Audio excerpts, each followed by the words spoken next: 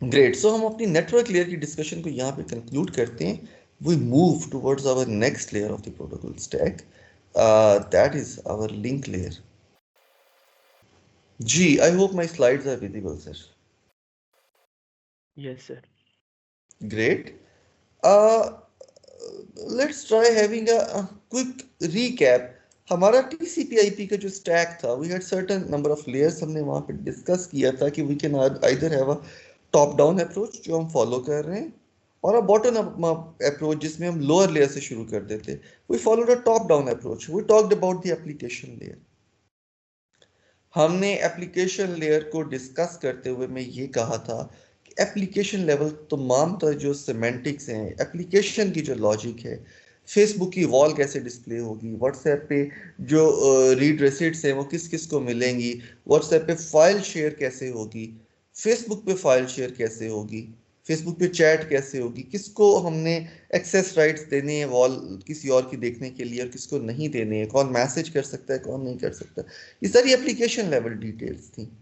Torrent पे अगर file download करनी है तो क्या प्रोटोकॉल होगा, और फाइल अपलोड करनी है तो क्या मैकेनिज्म होगा. तो ये सारी की सारी एप्लीकेशन लेवल डिटेल्स थी हमारे पास. ठीक है, हमारी एप्लीकेशंस जो थी they used to open up a socket with the transport layer. Operating system हमारे लिए एक इंटरमीडियरी का यहाँ पे रोल प्ले करता था. इसके बाद मेरे पास लेयर आती थी transport layer. Transport layer multiplexing और डीमल्टीप्लेक्सिंग के लिए इन्वॉल्व थी. यानी मेरे इस एंड सिस्टम पे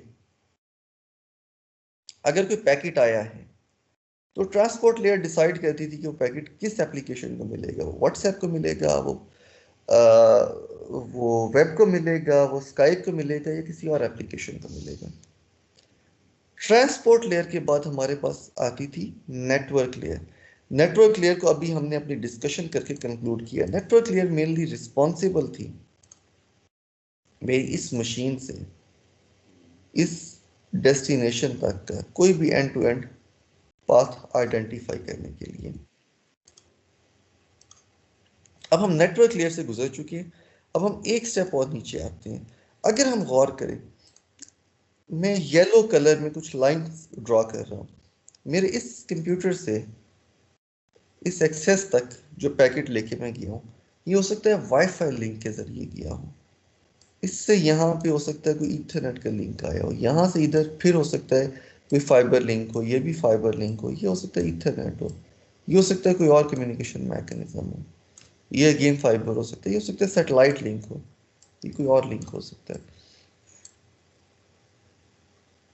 सोर्स से डेस्टिनेशन तक का जो ट्रैवल होता है उसमें जो पैकेट होता है मुख्तलिफ लिंक्स को फॉलो करता है. ऑब्वियसली अपनी जो पहली ट्रांजिशन थी, अपना जो पहली ट्रांसमिशन हुई सोर्स से, ये वाला जो पाथ था, just let me highlight it in different colour, ये वाला जो पाथ था, अगर ये वाईफाई के जरिए पैकेट ट्रांसमिट हुआ है तो वाईफाई पे पैकेट भेजने का मैकेनिज्म मुख्तलिफ है. मुख्तलिफ तरीके से पैकेट मॉड्यूलेट होगा, मुख्तलिफ फ्रीक्वेंसी स्पेक्ट्रम हमें चाहिए, मुख्तलिफ चैनल एक्सेस जिसको आगे जाके हम पढ़ेंगे भी उसका मैकेनिज्म चाहिए होगा. ठीक है, ये हो सकता है कि एक ईथरनेट का लिंक हो जिसके जरिए पैकेट यहाँ से यहाँ आया हो. ऐसे ही ये हो सकता है एक ऐसा सैटेलाइट लिंक हो जो पॉइंट टू पॉइंट है, इसमें कोई भी हमें चैनल एक्सेस का इस किस्म का मैकेनिज्म नहीं चाहिए. पैकेट जो है दो ही लोग हैं, एक सेंडर है एक रिसीवर है, वी ऑलवेज नो कि कौन सेंडर होगा कौन रिसीवर होगा, पैकेट उस फॉर्म में आए.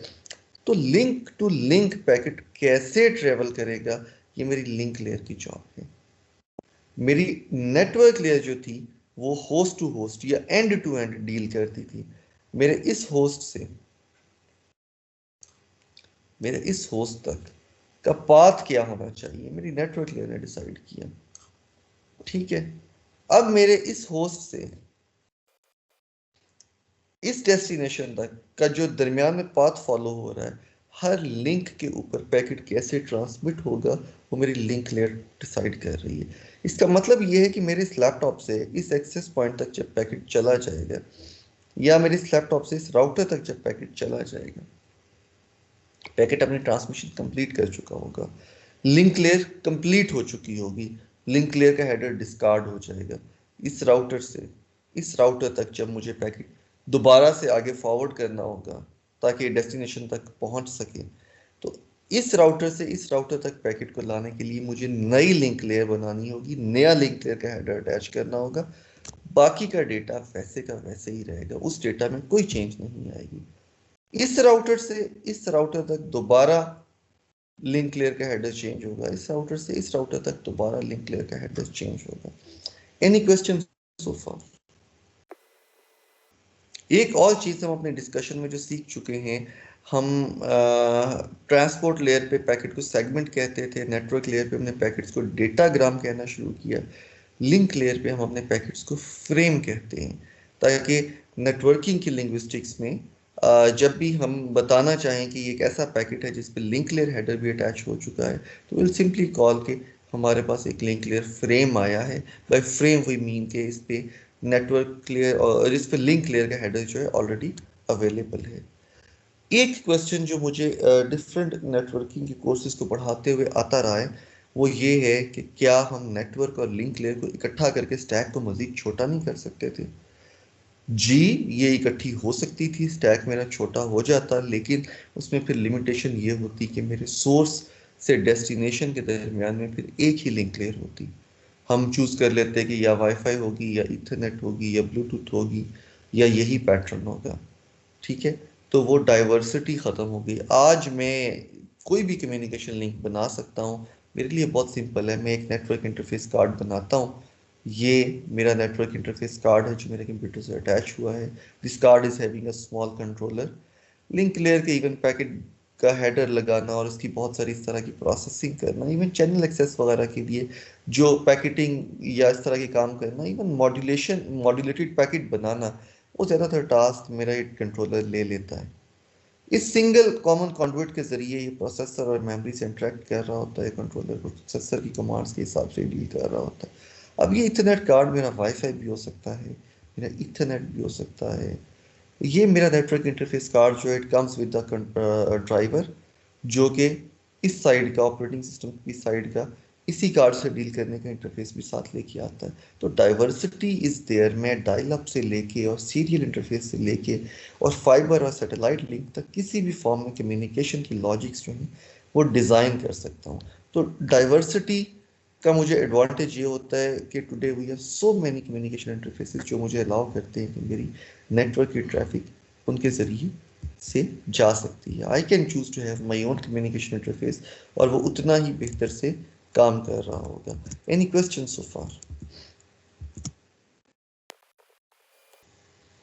Let's talk about example. ये मेरे पास दो होस्ट हैं, ये एक सेंडर है on my left hand side of the screen और ये एक रिसीवर है on my right hand side of the screen. इस सेंडर इस रिसीवर को कोई पैकेट भेज रहा है, ये वो आईपी हेडर था जो उसको मिला, उसके ऊपर लिंक लेयर ने अपना कोई फ्रेम अटैच कर दिया, अपना कोई हेडर अटैच कर दिया। अब ये लिंक लेयर फ्रेम हो चुका है। ऑब्वियसली स्टार्ट ऑफ हेडर भी हो सकता है, एंड ऑफ हेडर भी हो सकता है। जनरली लिंक लेयर दोनों भी अटैच करती हैं। कुछ लीडिंग और ट्रेलिंग बिट्स होती हैं जस्ट टू सिंक्रोनाइज क्लॉक्स और इस तरह की चीज़ें जिनको हम लेयर के आखिर पे जाके पढ़ेंगे भी, ठीक है। तो मैकेनिज्म इज सिंपल। मेरा सेंडर जो है वो रिसीव डेटाग्राम को लेता है, उसको एम्बेड करता है लिंक लेयर हेडर में, एक फ्रेम बनाता है और वो किसी भी रिसीविंग मशीन को फॉरवर्ड कर देता है। अब यहाँ पे कुछ प्रॉब्लम आते हैं। मैकेनिज्म तो यही था, अगर हम इस मैकेनिज्म को मैप करने की कोशिश करें इस मैकेनिज्म के ऊपर, तो I had a datagram, let's say वो डी बिट्स ऑफ डेटा थी। अब जब मैं इसको ट्रांसमिट करता हूँ तो यूजुअली मेरा जो लिंक है that is error prone link. ये डी बिट्स जो हैं दे मे गेट चेंज्ड। हो सकता है एक बिट जो है किसी भी इलेक्ट्रोमैग्नेटिक इंटरफेरेंस की वजह से वो फ्लिप हो जाए और 1 जो है वो 0 बन जाए। अब वो पैकेट तो यूजलेस हो गया, तो टी जो है that may turn into D dash. तो इसका अब नेटवर्क में हमारे कम्युनिकेशन इंटरफेसेस जो हैं सोल्यूशन ये बनाते हैं कि वो एरर डिटेक्शन कोड्स बनाते हैं और वो एम्बेड कर देते हैं पैकेट के साथ। ये एरर डिटेक्शन कोड्स कुछ भी नहीं है, सिंपली स्पीकिंग ये मैथमेटिकल हैश फंक्शंस हैं which are applied to these d bits of data।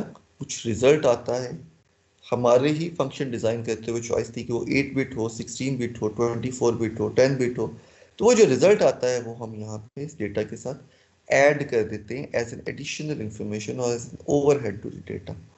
ठीक है, तो अब हम जब ये पैकेट ट्रांसमिट करते हैं through this error prone link, तो हो सकता है ये एक्चुअल डेटा बिट्स डी जो थी वो फ्लिप होके डी डैश बन जाए। हो सकता है एरर डिटेक्शन कोड जो है वो फ्लिप होके ईडीसी डैश बन जाए। ठीक है, अब हमारे पास जानने का मैकेनिज्म नहीं है, तो रिसीवर इस पे ये करता है कि simply it performs the same hash function on this packet on these D bits of data, उससे वो ईडीसी कंप्यूट करता है। रिसीवर अब अपने कंप्यूटेड ईडीसी का कंपैरिजन करता है इस ईडीसी में जो मौजूद है पैकेट में। अगर ये दोनों सेम है तो रिसीवर कहता है पैकेट ठीक है, पैकेट ओके है। रिसीवर इस पैकेट को फॉरवर्ड कर देता है to the upper layers for processing. अगर ये मैच नहीं आता है तो दैट टेल्स के नेटवर्क के इस पैकेट में कहीं कोई बिट फ्लिप हो गई है। अब ये पैकेट जो है it can be discarded. For very lossy networks हम इवन इन बिट्स को जो फ्लिप हुई हैं करेक्ट करने की कोशिश भी कर सकते हैं। उन्हें एरर करेक्शन कोड कहा जाता है या फॉरवर्ड एरर करेक्शन कोड कहा जाता है। Obviously in order to be able to correct some errors in a packet, हम जो ये रिडंडेंट इंफॉर्मेशन या ये जो एडिशनल इंफॉर्मेशन भेज रहे हैं ये बहुत ज़्यादा होगी। इसका शेयर इवन 20-30% ऑफ डेटा तक भी पहुंच जाता है। लेकिन बहुत लॉसी नेटवर्क्स में हम फिर जहाँ हर पैकेट में ही कुछ ना कुछ बिट्स फ्लिप हो रही होती हैं, हम फिर हर पैकेट को डिस्कार्ड नहीं कर रहे होते। By using these error correction codes हम ज़्यादातर ट्रैफिक को बहुत प्रिसाइजली रिकवर करके दोबारा से ठीक डेटा में चेंज कर रहे होते हैं। यूजली स्टेबल कम्युनिकेशन इंटरफेसेस जो हैं ईथरनेट वगैरह, वाईफाई वगैरह, जहाँ पे लॉसेस बहुत ज़्यादा नहीं है, हम एरर करेक्ट करने की तरफ नहीं जाते क्योंकि बहुत ज़्यादा वेस्टेज ऐड कर देता है डेटा। हम सिर्फ एरर को डिटेक्ट करने पर जाते हैं। whenever we detect an error we simply can discard that packet। Interestingly ये भी हो सकता है कि पैकेट ठीक रहा होता है, ये डी में कोई चेंज ना आई होती, डी वैसे ही यहाँ आ गया होता, ये ईडीसी की कोई बिट यहाँ पे फ्लिप हो गई होती। अब भी हमारे पास जानने का मैकेनिज्म नहीं था, वी जस्ट कैन टेल कि कुछ ना कुछ पैकेट में फ्लिप हो चुका है। तो whenever we come to a state जहाँ पे हमारा error detection code shows a failure in packet, तो हम उस पैकेट को वैलिड पैकेट कंसीडर नहीं करेंगे, हम उस पैकेट को डिस्कार्ड कर देंगे। अब आपकी लिंक लेयर जो है उस पर डिपेंड करेगा। अगर वो रिलायबल लिंक लेयर है तो पिछली हॉप दोबारा से उस पैकेट को सेंड कर देगी। अगर वो अनरिलायबल लिंक लेयर है लाइक ईथरनेट तो उसमें पैकेट दोबारा सेंड नहीं होगा। अगर टीसीपी आईपी स्टैक की अपर लेयर्स पे यूडीपी वगैरह जैसी कोई चीज़ चल रही है तो वो टीसीपी वगैरह जैसी कोई चीज़ चल रही है तो टीसीपी जो होगा वो पैकेट को रिट्रांसमिट करवा सकता है। या एप्लीकेशन अगर फील करती है कि पैकेट दोबारा भेजे जाने की ज़रूरत है और कोई मैकेनिज्म था एप्लीकेशन के पास ये जानने का कि कोई सर्टेन पैकेट मिसिंग है, तो एप्लीकेशन पैकेट को रिट्रांसमिट करवा सकती है। तो इन कोड्स को हम एरर डिटेक्शन कोड कहते हैं। सिंपलेस्ट एक एरर डिटेक्शन कोड हमने अपनी अपर लेयर्स में पढ़ा भी, जिसको हमने चेक सम का नाम दिया। उससे भी सिंपलेस्ट एक एरर डिटेक्शन कोड जो है that could be called parity checking. शायद ये सबसे आसान और सबसे सिंपलेस्ट कोड है। मैं कहता हूँ कि मुझे कोई n बिट्स ऑफ डेटा भेजना है, मैं एक पैरिटी बिट अटैच कर देता हूँ। मैं रूल ये रख देता हूँ कि मेरी ट्रांसमिटेड बिट्स जो हैं वो ऑड होंगी। लेट्स से मैंने ये डेटा भेजना था, मैंने नंबर ऑफ बिट्स को काउंट किया 3 to 5 to 7 and to 9, 9 bits of data थी, ऑड बिट्स थी। मैंने पैरिटी बिट को 0 कर दिया। अगर इस डेटा में 8 बिट्स वंस होती, 8 वंस होते तो मैं पैरिटी बिट को 1 कर देता। अब पैरिटी बिट जो है it is just telling the receiver के रिसीव्ड नंबर ऑफ बिट्स जो हैं दे आर ऑड। अब सिंगल बिट फ्लिप को रिसीवर हमेशा डिटेक्ट कर लेगा कि पैकेट में एक बिट फ्लिप हो चुकी है। 2 बिट फ्लिप्स पे रिसीवर फेल हो जाएगा। तो ये शायद सिंपलेस्ट एरर डिटेक्शन का मैकेनिज्म था जो सिर्फ एक बिट ऑफ डेटा की एरर को आइडेंटिफाई कर सकता है। इसी मैकेनिज्म को अगर मैं थोड़ा सा ज्यादा एनहांस करूं, लेट्स से मुझे 15 बिट्स ऑफ डेटा भेजना था, मैंने इसको 5 बिट के 3 रोज में चेंज कर दिया and I added a parity for each row and I also added a parity for each column. ठीक है, अब ये मैंने एडिशनल बिट्स ऐड कर दिए। लेकिन अगर आप गौर करें तो मैंने इस 15 बिट्स ऑफ डेटा के लिए एडिशनल भी 8-9 बिट्स ऐड कर दी हैं। तो ये मेरी जो एडिशनल बिट्स हैं अब मुझे अलाउ कर रही हैं कि मैं प्रिसाइजली एक सिंगल बिट एरर को डिटेक्ट भी कर सकता हूँ। अगर ये 1 जो था यहाँ पे ये फ्लिप होके 0 हो जाता है तो मेरी पैरिटी चेक फेल होगा यहाँ पे भी और यहाँ पे भी। तो जहां जहां पैरिटी चेक फेल हो रहा है उनके इंटरसेक्शन पे आई कैन आइडेंटिफाई के बिट एरर आई है। तो यहीं से मुझे अंदाजा हो रहा है कि एरर करेक्शन में हमेशा मुझे ज्यादा नंबर ऑफ डेटा भेजना है। एक दूसरी चीज का मुझे अंदाजा हो रहा है कि जितना मेरा ये एरर डिटेक्शन कोड स्ट्रांग और बड़ा होगा यूजली उतनी ही बड़ी और स्ट्रांगली मैं एरर को डिटेक्ट कर सकता हूँ। और यहीं से हमें यह भी पता चल रहा है कि एट टाइम्स हमारे एरर डिटेक्शन कोड्स फेल भी हो सकते हैं। सिंपलेस्ट एग्जांपल ये है, इस केस में अगर दो बिट्स फ्लिप हो जाती हैं कि ये 0-1 बन जाता और एक ये 0-1 बन जाता तो मेरा ये एरर डिटेक्शन कोड जो था इट वुड हैव फेल्ड। तो आपके error detection codes they may fail also. Any question so far? Internet checksum हमारा एक सिंपलेस्ट एरर डिटेक्शन का मैकेनिज्म था जिसको अभी तक हमने पढ़ा है। इंटरनेट चेकसम की अगर हम बात करते हैं तो जनरली आपके पास खुद से चॉइस होती है आप कितना बड़ा चेकसम बनाना चाहते हैं। लेट्स से मैं 16 बिट का चेकसम बनाना चाहता हूँ। ठीक है, जब हम चेकसम का पहले जिक्र कर रहे थे तो वी टॉक कि हम लिंक लेयर पे जब एरर डिटेक्शन कोड्स पढ़ेंगे तो उनके साथ हम चेकसम को as an example error detection code study करने की कोशिश कर लेंगे। लेट्स से मैं 16 बिट का इंटरनेट चेकसम बनाना चाह रहा हूँ। मैं अपने डेटा को 16 बिट वर्ड्स की फॉर्म में लिख देता हूँ। लेट्स से मेरे पास 48 बिट्स ऑफ डेटा था तो मेरे पास ये 3 वर्ड्स बन जाते हैं 68 बिट्स के। All I have to do is to add these words. मैंने पहले दो वर्ड्स को ऐड किया तो मेरे पास ये रिजल्ट आ गया। इस रिजल्ट को अपने इस वर्ड के साथ में ऐड करूंगा तो मेरे पास फिर से एक रिजल्ट आ जाएगा। अब ये मेरे पास आंसर आ रहा है और ये इसमें एक कैरी बिट आ रही है, ओवरफ्लो बिट आ रही है। इस ओवरफ्लो बिट को मैं दोबारा इस आंसर में ऐड कर दूंगा।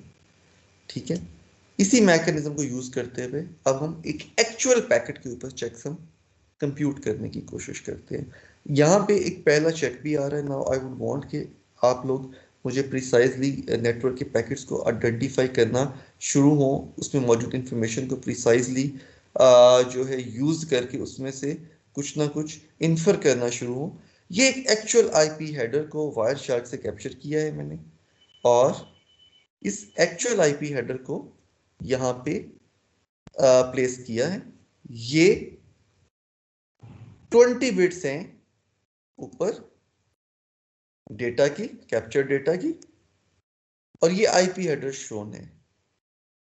Now I would request can any one of you please tell me कि मेरा चेकसम कौन सा है। अगर आप गौर करेंगे हेक्साडेसिमल की फॉर्म में 4 डिजिट्स हैं जिसका मतलब ये है कि ये 2 बाइट्स हैं। By looking into this header can you tell me कि इस रिसीव्ड IPv4 हेडर के अंदर चेकसम कौन सा है? B1E6 है। ब्रावो, B1E6 मेरा चेकसम है। फॉर दोज जिन्हें प्रॉब्लम आई इस चीज़ को देखने में, हम अगर काउंट करें हमारे पास ये फर्स्ट 4 बाइट्स थी, देन ये 4 बाइट्स थी 8 बाइट्स, देन ये 2 बाइट्स थी 10 bytes of data. Byte number 11 और बाइट नंबर 12 जो है B1E6 इज माई चेकसम। इसी जगह पे हम थोड़ी सी और डिस्कशन करते हैं। अगर मैं इस पूरे हेडर को या इस हेडर के ज़्यादातर हिस्सों को परसीव करना चाहूँ कहाँ कहाँ पे क्या क्या मौजूद है। हेक्साडेसिमल का पहला डिजिट वाज 4 और अगर मैं इसको प्रोटोकॉल हेडर में देखूं तो 4 बिट्स जो हैं they tell me the version. ये IPv4 पैकेट है, अगर ये 6 होता तो शायद ये V6 पैकेट होता। ठीक है, इसी तरह से आपकी रिसीविंग मशीन असल में प्रोसेस भी कर रही होती है। 5 जो है ये हेडर लेंथ की जगह पे मौजूद है। अगर आपको याद हो IPv4 की डिस्कशन में हमने कहा था कि लेंथ में हमारे पास सिर्फ 4 बिट्स ऑफ डेटा हैं और हेडर साइज बड़ा भी हो सकता है, तो हम जनरली हेडर लेंथ में जो भी नंबर कोड करते हैं that is actually multiplied by 4 to make the correct number. तो 5 एक्चुअली टेल्स के header size is 20 bytes long. ठीक है, यानी कि डिफॉल्ट साइज का हेडर है, इससे बड़ा नहीं है। टाइप ऑफ सर्विस फील्ड जो था उसमें दोनों जीरोस हैं सर्विस टाइप में, विच एक्चुअली मीन्स कि हमने टाइप ऑफ सर्विस डिफाइन नहीं की हुई है इस पैकेट के ऊपर। पैकेट लेंथ यहाँ पे गिवन है, हम यहाँ बहुत ज़्यादा कन्वर्जन में नहीं जाते, लेकिन ये हेक्साडेसिमल फॉर्म में दिए हुए नंबर को बहुत आराम से हम कन्वर्ट करके पैकेट लेंथ निकाल सकते हैं। ये पैकेट आईडी है फ्रेगमेंटेशन के लिए, ये फ्रेगमेंटेशन फ्लैग्स और उनका ऑफसेट है, ठीक है। TTL मेरा 40 है हेक्साडेसिमल फॉर्म में, प्लीज रिमेंबर इट। प्रोटोकॉल मेरा 06 है। 06 आपका अपर लेयर पे, इट मींस कि I think 06 is for UDP। मुझे भी ये नेट पे देखना होगा, लेकिन I think 6 is for UDP and 17 is for TCP। B1E6 आपका चेकसम है। सोर्स IP एड्रेस जो है इसके बाद आपका, this is 1 byte, 2 bytes, 3 bytes and 4 bytes of data. ये आपका सोर्स IP एड्रेस है। आप अगर इनको हेक्साडेसिमल से डेसिमल में कन्वर्ट कर लें तो आपको एक्चुअल IP एड्रेस मिल जाएगा कि सोर्स से आया है। डेस्टिनेशन IP एड्रेस आपके पास यहाँ पे मौजूद है। तो ये कंप्लीट IPv4 हेडर था जिसको मैंने प्रोसेस किया। इस फॉर्म में बिट बाय बिट प्रोसेसिंग करने की वजह ये भी थी कि अपनी लिंक लेयर पे अब हम जो नेटवर्क में लैब्स कर रहे होंगे probably from our next week, उसमें हम पैकेट सॉकेट को थोड़ा सा समझने की और प्रोसेस करने की कोशिश कर रहे होंगे। तो पैकेट सॉकेट में हम लिटरली इन चीज़ों के साथ डील कर रहे होते हैं। हम अपनी मर्जी के पैकेट्स को बना के नेटवर्क में इंजेक्ट भी कर सकते हैं, और नेटवर्क में हम किसी भी पैकेट को पकड़ के, जैसे वायर शार्क आपको शो कर सकता है, वैसे ही हम प्रोसेस करने की कोशिश भी कर सकते हैं। तो आई वुड सजेस्ट कि आप वायर शार्क वगैरह खोल के कुछ पैकेट्स को लेके इस तरह की इंफॉर्मेशन को इन्फर करने की कोशिश करें, या आपके पास उन लैब्स में जाके थोड़ा सा हेल्पफुल होना शुरू हो जाए।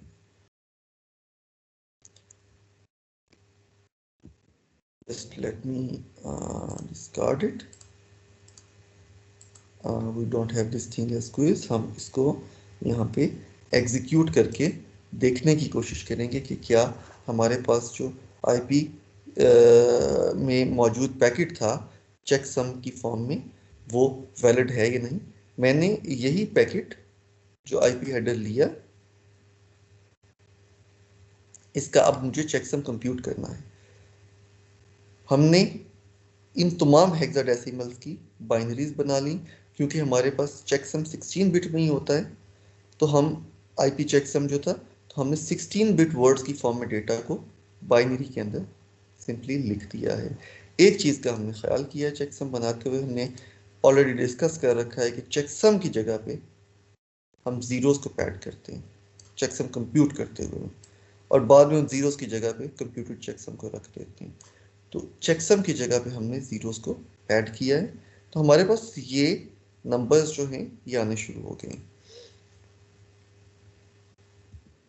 इसके बाद सिंपल एडिशन है। मैंने पहले 2 डिजिट्स उठाए जो कि 4500 थे और 003C थे। इन दोनों डिजिट्स को उठाया, ये मेरे पास रिजल्ट आ गया। यही रिजल्ट मैंने यहां रखा, और मैंने अपने पास 1C46 जो कि ये था, इसको उठाया। 1C46 के अंदर जब मैंने ऐड किया तो मेरे पास ये रिजल्ट आ गया।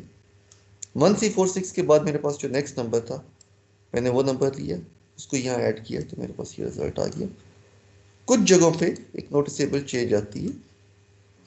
ये मेरी एडिशंस चल रही हैं टिल द टाइम हम यहाँ पे इस रेड कलर में मौजूद नंबर तक नहीं आ जाते। ये वो जगह है जहाँ पे कैरी आ चुका है, मेरा 16 बिट नंबर 17 बिट नंबर में चेंज हो चुका है। तो ये कैरी जो है, ये दोबारा से मैं इसको फीडबैक कर देता हूँ यहाँ पे, तो ये 1 इधर आके इस 1 में कन्वर्ट हो जाता है। दैट एक्चुअली मीन्स के मेरा ये नंबर जो है, आई एम सॉरी, मेरा ये वाला नंबर, इसको मैंने चेंज कर दिया इस नंबर में। अभी दोबारा से एक 16 बिट नंबर बन चुका है। मैं वैसे ही अपने उस चेकसम की रोज में से एक एक फीडबैक लेता आऊंगा। यहाँ पे आके दोबारा एक कैरी आ गया। दोबारा कैरी का जो left most most significant one होगा, वो फीडबैक बन जाएगा और मेरे पास ये नंबर आ जाएगा। इन नंबर्स की जब मैं एडिशन करता जाऊंगा तो इवेंचुअली मेरे पास जो एंड रिजल्ट होगा उस पर ये नंबर आ जाएगा। ये नंबर वही है जो यहाँ पे मैंने कंप्यूट किया था। इस नंबर को मैंने उठाया, मैंने यहाँ रख दिया। अब इस नंबर का मैं वंस कॉम्प्लीमेंट ले लूंगा, फ्लिप कर दूंगा वंस को विद जीरोस और जीरोस को विद वंस, तो ये मेरे पास एक चेकसम है। Any question so far? जी, any question so far? No sir. Great. So by looking into a packet में बड़ी आसानी से आइडेंटिफाई कर सकता हूं कि पैकेट ठीक से मिला है या नहीं मिला है। ये जो चेकसम मैंने कंप्यूट किया है, ये चेकसम कंप्यूट करने के बाद सिंपली मैं यहाँ पे रख दूंगा। अगर मैं गौर करता हूँ, कैन यू टेल मी कि हमने जो पैकेट देखा था उसका चेकसम था B1E6। जो चेकसम हमने देखा था वो था B1E6। क्या मुझे बता सकते हैं कि पैकेट ठीक से रिसीव हुआ है? बहुत सिंपल है। क्या ये B है? यस, ये 11 है, ये B है, ये 1 है, ये 14 है, दैट मेक्स E, और ये 6 है, विच मीन्स कि पैकेट ठीक से रिसीव हुआ था। तो आपको एज अ डेस्टिनेशन जब भी कोई पैकेट मिलता है, आप रिसीव चेकसम को साइड पे रखते हैं, उसकी जगह जीरोस पे ऐड करते हैं, आप अपना चेकसम कंप्यूट करते हैं, उस रिसीव चेकसम से कंपेयर करते हैं, तो यू फाइंड आउट कि पैकेट ठीक से मिला था या नहीं मिला था। ऐसे ही सेंडर जो होता है, इस हेडर में हेडर चेकसम की जगह पे जीरोस पे ऐड करता है और उसके बाद चेकसम कंप्यूट करता है और उस चेकसम को इस हेडर चेकसम की जगह पे लगा के भेज देता है। तो ये चेकसम मेरा एक बहुत सिंपलेस्ट, बहुत एफिशिएंट एरर डिटेक्शन कोड बना देता है। जी sir, any questions so far? No sir. Great.